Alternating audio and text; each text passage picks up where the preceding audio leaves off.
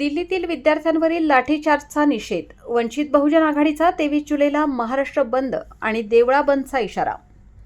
दिल्लीतील जंतर मंतर येथे आपल्या रास्त मागण्यांसाठी आंदोलन करणाऱ्या आणि विद्यार्थ्यांवर पोलिसांनी केलेल्या लाठीचार्जच्या निषेधार्थ वंचित बहुजन आघाडीने 23 जुलै 2026 रोजी महाराष्ट्र बंद आणि देवळा बंद पुकारला आहे।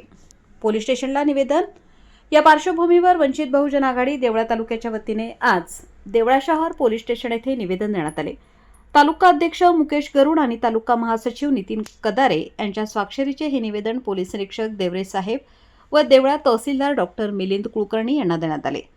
निवेदनात म्हटले आहे की लोकशाही मार्गाने शांततापूर्ण आंदोलन करणे हा प्रत्येक नागरिकाचा आणि विद्यार्थ्यांचा घटनात्मक अधिकार आहे, परंतु दिल्लीत विद्यार्थ्यांचा आवाज दाबण्यासाठी प्रशासनाने केलेला अमानुष लाठीचार्ज हा लोकशाहीला काळीमा फासणारा आहे।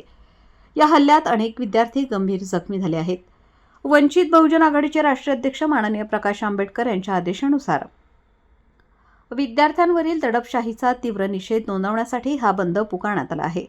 दिल्लीतील विद्यार्थ्यांवरील लाठीचार्ज करणाऱ्या दोषी पोलिसांवर कठोर कारवाई करावी, विद्यार्थ्यांच्या रास्त मागण्यांना केंद्र सरकारने तातडीने सकारात्मक प्रतिसाद द्यावा, आंदोलन दडपण्याची हुकुमशाही वृत्ती बंद करावी।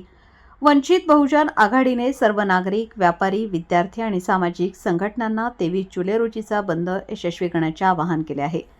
यावेळी देवळा तालुक्यातील सर्व पदाधिकारी मोठ्या संख्येने उपस्थित होते। वृत्तसंकलन समाधान केदारेसह अशोक अहिरे, देवळा प्रतिनिधी।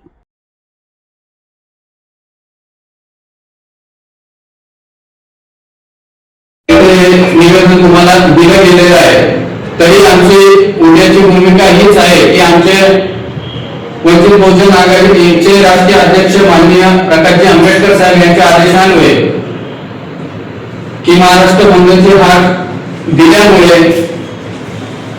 दिनांक 23 जुलै रोजी 2026 उद्याच्या दिवशी महाराष्ट्र बंदची हाक असल्यामुळे आम्ही पण स्थानिक लेवलला आपल्या देवळा तालुक्याचे कुठतरी आपण तो नियम पाळला जावा यासाठी उद्या देवळा शहर बंद या मागणीसाठी तुमच्याकडे आम्ही निवेदन दिले आहे।